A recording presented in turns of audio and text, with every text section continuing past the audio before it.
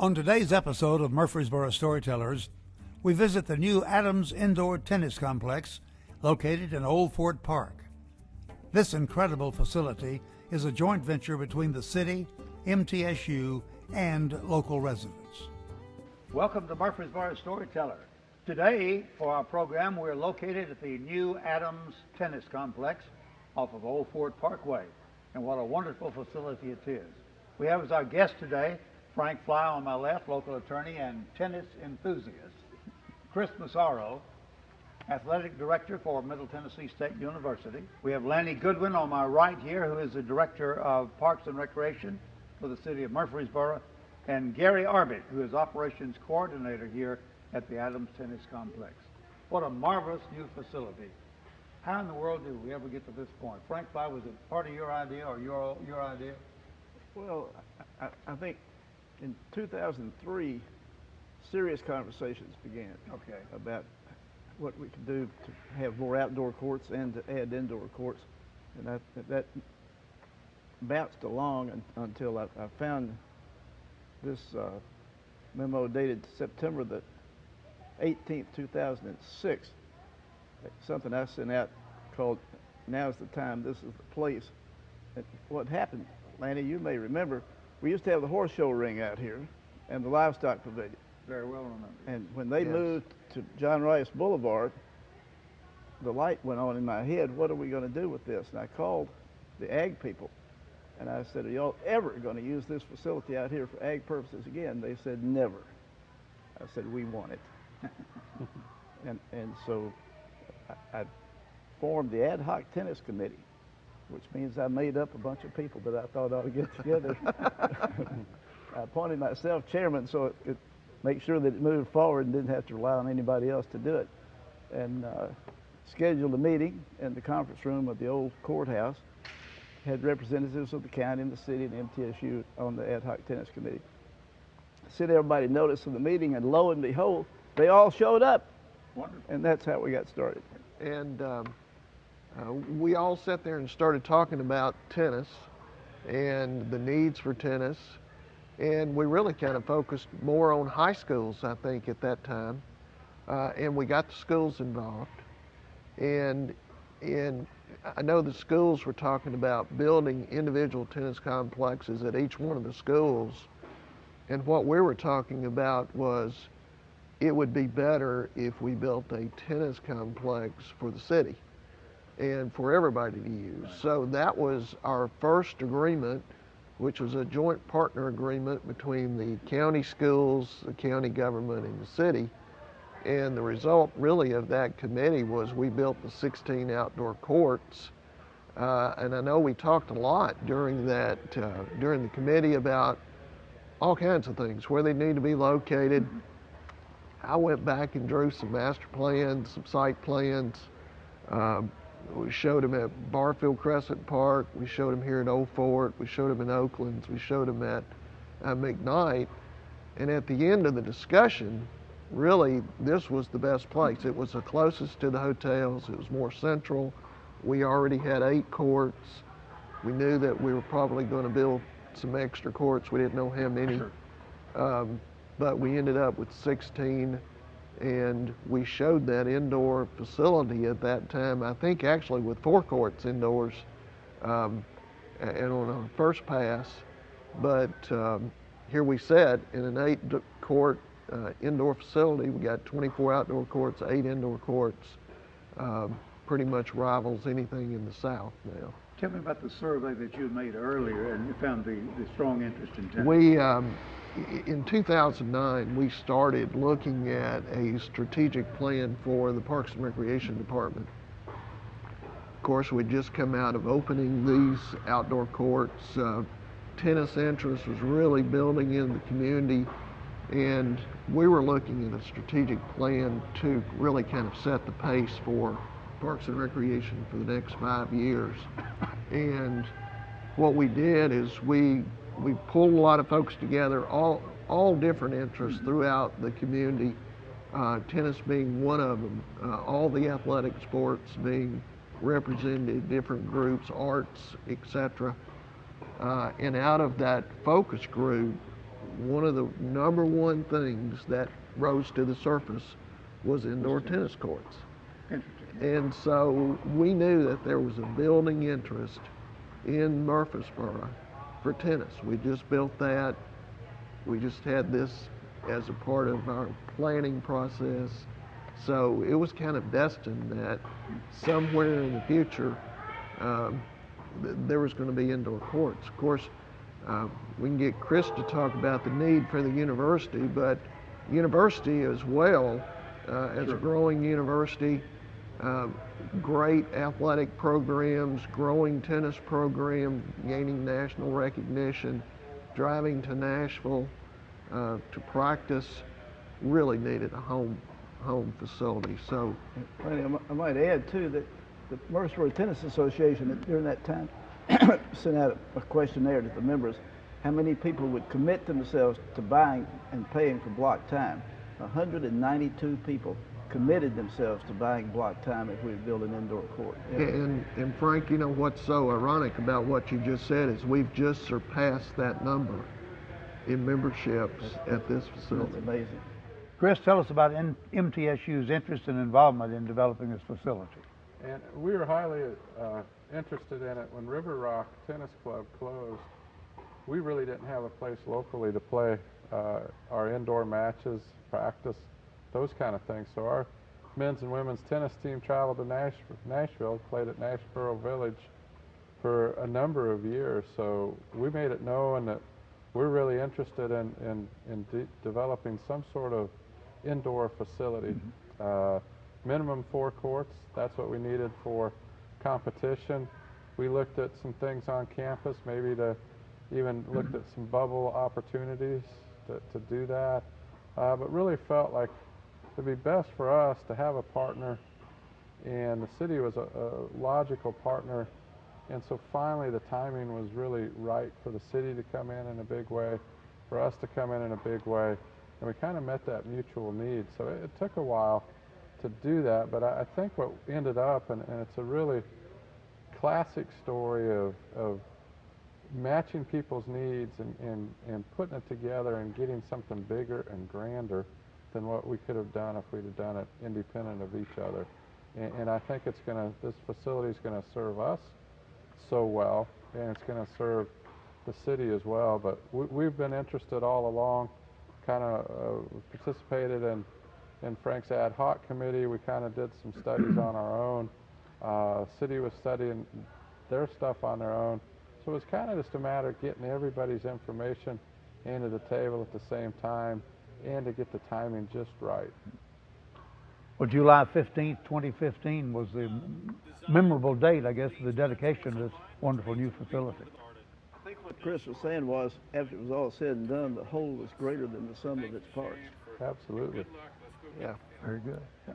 And it was a great day, John, because I think it is that classic example of we all have different agendas, but there was a big commonality in there as well. And so the common need for all of us overrode maybe some of our individual agendas that each little segment had, and to put it together and to get something this great. So July 15th is a great date, and it's a classic example of being able to put together and to open this thing. This facility is awesome. Well, example of this community on so many projects working together for the good of all. it is, and of course Frank mentioned the Murfreesboro Tennis Association, which played a big role in going out and working in the community, working with Middle Tennessee State University on their fundraising. It was the right place, right time, right facility. All happened July 15th. Tell us about the financing and the fundraising effort. It's a $5.8 million facility, I understand. Before we get to that, let's talk about the financing of the outdoor courts, because they came first.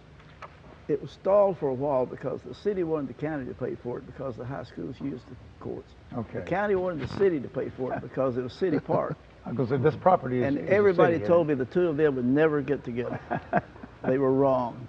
Yeah. We've got to give credit to Mayor Burgess. We've got to give credit to Mayor Bragg, the county commission, the city council, certainly the recreation department, Lanny and Dennis, were all behind us all the way. Mark Gordon chipped in and sent Sean Gilliland to all of our meetings representing his office. And Harry Gill was with us all the way. And the city and the county did come together and did strike a deal. And we did get the 16 new outdoor courts. It gave us a total of 24 now in one location. And then we got to work on the indoor courts. And this property is actually owned by the city, is that correct? It is. It was leased by the county for the previous It was facility. leased by the county. There was 17 acres here Okay. that was leased by the county. And of course that lease was dissolved. It was getting close to the end of its term. So it was dissolved, and the Ag Center, which was here previously, came to the city. That made it possible for us to look at this as a site for indoor tennis. Tell us more about the financing now. How do we get to July 15th? Well, I recognized Christie Houston Foundation was going to have to participate in order to help fund all this. And I knew that MTSU was going to have to participate. So we got John and several of the other, in addition to Chris, together to talk seriously about it. And at first we were figuring up how much MTSU was paying to play at Nashboro Village, and tried to convert that into what their contribution ought to be here. And I think it may have turned out to be more than that. But at any rate, that got us talking. And I think, John, there was always a willingness on our part to we saw the need. We had a need. So our big question is, do we do it on campus, or do we co-op, or do we do it with a private enterprise? And so it really kind of it started flushing really well with the city. Again, it's timing. I think that the city had just completed, I think, sportscom renovation in the swimming pool area and those kind of things. So we were able to kind of to get that, and basically we went to Rob Lyons and said, we know there's interest with the Murfreesboro tennis community. Let us try to go raise some money. Let's go out and try to raise as much money as we can. And but we'd like to put it at Old Fort if you're willing to do that, and where you would own and operate the building. And he was agreeable to it. And so we went out and we got our fundraising going, and it took us a while to really get it to where it wanted to be. And again, our original vision was, minimum 4 courts. And then Tommy Bragg came to me and said, if we're going to build this, let's build it right. Let's do 8 courts. And let's do something that we're proud of, that we don't have to add on to later, and those kind of things. And so that showed me the city's involvement right away. And so we tried to raise as much money as we could, and we knew it could hurt our fundraising a little bit if people knew that the city was behind it as much as it was. So we tried to get as much money privately so we could get equal partnerships as well as we could. And Christie Houston was fabulous to us. And that was another key linchpin that dropped. I think there was a $500,000 contribution and grant for it. So the total cost was 5.8, and it was really all parties coming together. And I would like to thank all of our donors that really made this possible, because we wouldn't be sitting in a building like this if it weren't for our key donors and everybody who bought a brick, who contributed $1 to this project. I think should have great pride in what we've accomplished. So I'm thrilled to death it's here, and couldn't be happier, really, John. And the Adams Family Foundation, I presume, was instrumental in bringing it about. They were, and as anybody that knows the family, that knows that they're tennis enthusiasts. Oh, yes. And very community-oriented people, and so it fit kind of their vision as well.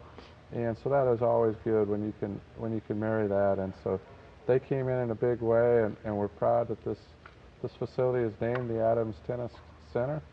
And to me, it really marks kind of the community commitment that entire family's had their entire lives here in Murfreesboro. Murfreesboro is such a better place because of what the Adams family has contributed over the years to the entire community, and this is just one terrific example of that. They also developed the River Rock Yeah, facility, I was didn't going to they? say they built the first Absolutely. River Rock court. Yeah. Now, let me say this about NTSU's tennis program. You know, spring sports sometimes take a back seat to the football and basketball. But if you look at the baseball program and the track program and the tennis program at NTSU, spring sports doesn't take a back seat Absolutely. to anybody. We had Andre Silverstrom and Marco Bourne won the NCAA national championship at the end of the year. They were #1 in the nation just a few years ago. Absolutely. If people want to see good tennis, they don't have to go to Nashville, they don't have to go to Atlanta, they don't have to go to New York City, they just have to come to Old Fort Park. And I think that's the strength too, John. If you really start looking at Murfreesboro, I mean, everybody works together so well. He mentioned the track and field. The city was a contribution, made contributions to the track and field, to the baseball facility, because we support the university. Yes, And the absolutely. university supports the community. And so, you know, as the university grows, community grows, I can't stop without mentioning the Chamber of Commerce, because they were a huge supporter of getting this done, because they know building the outdoor courts brings more tournaments, Absolutely. increases our tourism. Mona Herring works with me on a weekly basis. And so, you know, it all plays into the synergy of making Murfreesboro a better place, and adding to the quality of life, and making it really, you know, the Chamber adopted us as really the sports capital of Tennessee, And this makes it even more so. and it does. Now, how did we get the building done? It had to be designed and then We did. obviously We had to constructed. be designed. I know that Frank had given us a couple of places to look at. There was one in Ohio that was an 8-court facility. We reached out to the architect Sol Harris Day, who was one of the designers, and we hired Lowson Associates out of Nashville. They teamed with Sol Harris Day, so we brought in people that were experts in designing indoor facilities, knew what they needed to do. Frank's got the picture there of one of the facilities These folks in Ohio, that we were looking at. the folks Of in course, Ohio, ours looks a lot better than that, Oh, yeah. I think. You know, thanks to Lanny. but This is a design that we borrowed from an Ohio facility, and they were good enough to share their engineering drawings. They shared their line item cost breakdown, and basically this is what we've got. Only Lanny came along and dressed it up so that our facility is superior to this one. yeah, in and every we way. used the same architect, so we didn't. Oh yeah, that really made a difference. I'm It sure. made a huge difference. But through the design phase, we involved MTSU in the review of the plans, the community. We had focus meetings with different folks. So we involved the community in the planning of the facility, and then of course we went out to bid, and you know, basically 12 months later, here we it sit. is. So that brought us to July 15th, and It that did. brings us to Gary Arbit, who is the operations coordinator here, a third generation in this particular community. Gary, welcome, and tell us about the operation of the Adams Tennis Complex. Well, our opening was the 15th of July, so we've been open about 6 weeks, and like we said earlier, we've already registered right at or just above 200 members. Wow. So your estimate was right on mark. Of course, you know, we don't want to stop there. We want to increase. Sure. We want 250 now, or 300. So we're going to keep working hard to make sure that happens. I can just tell you that everyone that walks through the door is just amazed. That was my reaction on July 15th. Absolutely. When they walk through the front door, the first thing we do, obviously, is we take them upstairs, because that Sure. kind of gives you the whole view of what you're looking at. And pretty high percentage that we take upstairs comes downstairs and signs up. I'll So that's bet. kind of our selling point. If we can get them upstairs, then we can get them downstairs. But it has been, we currently employ 11 employees, which is great. We're still on the look for our tennis pro, and we're hoping that's going to happen really quick. Okay. Our permanent court time starts here in a couple of months, and many people have signed up and reserved that. So we're looking forward to some cold weather and some rainy weather, and That'll bring them inside. That will absolutely make business good for us. Let me say this about the design too. As a tennis player and a spectator, it's not a good thing to watch tennis from the side because you get the ping pong effect. You're going back and forth with the ball. It's rather hard when you wear a neck collar. But it might be safer to ride your bike indoors. That's right. That's right. But by putting the viewing area on the second level and at the end of the courts, you can watch the play as the players move each other right to left, forehand to backhand from the strategic viewing position. And people that don't even play tennis and never expect to ought to come and see what I'm talking about and watch the game. The game of tennis is highly athleticized. It takes great athletes, stamina, speed, coordination. Back when I was the assistant manager of the practice courts at the U.S. Open tennis tournament in New York City for 8 years in the 1990s, and I learned from meeting players all over the world, one thing they had in common was eye-hand coordination, no matter what country they were from or what their background was. And you can see that from the design of the courts here. And if people would come upstairs, like you say, and watch from that vantage point, they would learn to appreciate the sport and would come back time and again. Gary described the facility and what is here besides just the 8 tennis courts. Well, we do have office space. We have a special area that MTSU will use as a training room and storage room. Of course, we built some new outdoor restrooms that were very much needed, and we've got an outside awning on the outdoor 16 court, so when we do host tournaments out there, it gives us a nice central location, meeting point, shaded. The breeze always blows through there, so it's really nice even on a hot day. But basically, we do have a concession stand, and we have TVs and different things, lounge areas that people, when they come in, you know, they can stay, and we do have a small pro shop that we're increasing every day. So please come check us out before you go somewhere else, and I think you'll see that our prices are competitive with anyone online or anyone locally. So we'd love to outfit you and sell you your tennis gear. Showers and dressing rooms? Yes, sir. We have showers and dressing rooms, so you can play, you can shower, and go to work. So We can restring your racket. we can here. restring your We rackets. can do that. Yes, sir. We can do it all, and we do have 8 indoor courts. So so far so good. We haven't had to turn anybody away. Do I understand the upper facility can be leased also or rented for It can. other events? We do actually close early on Friday and Saturday evenings, and we leave that extra time in case someone would like to lease the upstairs. You could have a dinner there or a Absolutely, banquet. and I think you could easily probably get 200 or 300 people I out would there. imagine. What are your regular hours of operation? Weddings? Excuse me, Frank. Weddings, we Yeah. haven't had that request yet, but I can foresee that happening. Maybe getting married on the court and having the reception upstairs. Yeah, believe it or not, we have a lot of weddings in parks and recreation facilities. really? We Yeah. really do. Especially at Cannonsburg, I would presume. But all around. Well, Cannonsburg, and then the Gateway Island is Sure. out near the hospital. That's a big venue for us. And then in different parts of the park, we've had folks out on the Greenway, on different bridges. They just pick these really unique places within our park system for the weddings. John, we've used that mezzanine level for a couple of events already. So we had a fundraising event the night before this opened, a luncheon, and it was fabulous.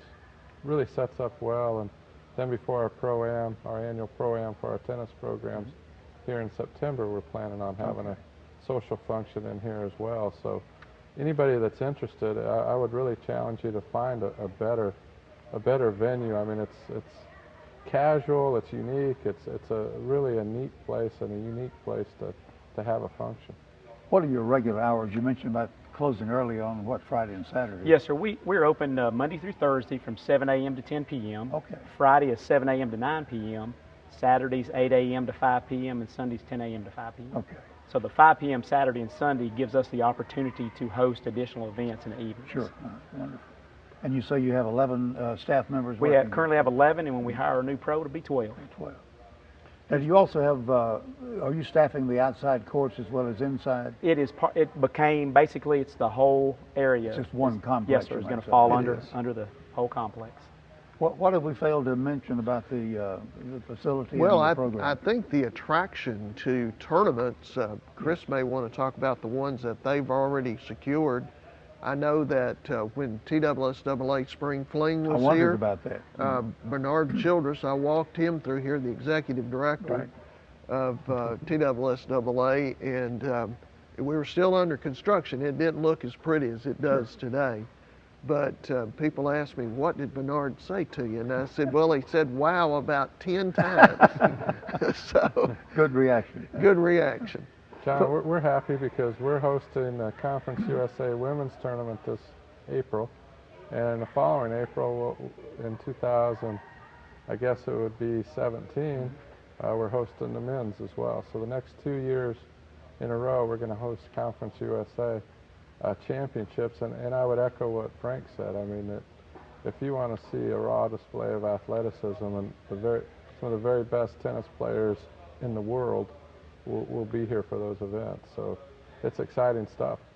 And if you mentioned from a Chamber of Commerce standpoint, it brings in more people into the community to be able to spend money and to support our economy. It does. And we've already had folks reaching out. We've booked several tournaments already. And that might be something Gary would like to talk about. But, you know, we get requests, seems like weekly now, of different events. We currently, actually, this month in September, we have a tournament this weekend. The USTA Mixed Doubles State Championship is this weekend. Wow. And then we have the gentleman from Swanee has called, and unfortunately their courts weren't ready, so we were able to, he's got some Division III tournaments that'll be coming in at the end of the month, 1st of October, Division III college tournaments. And then we also are hosting, there's another tournament the second weekend of October, and the name has escaped me. Sure. But already in the spring, not only do we have the Conference USA, but the Southern Athletic Association, which is like Swanee and Rhodes and Millsaps and that conference, they'll also host their championships here, and they have for the last 3 years. But like Lanny said, they've been waiting and waiting and waiting for this indoor, so now they're more excited about coming. I can't imagine. You know, to top that off, John, I've had serious conversations with the executive director of the Tennessee Tennis Association, who's interested in moving their headquarters from Nashville to Murfreesboro. Wonderful. And when they come, they'll bring with them the Tennessee Tennis Hall of Fame. And they're interested in coming here. Wouldn't that be something? That would be excellent to be a part of the community. Yep. Well, I know you're happy and you're excited about your dream finally came true.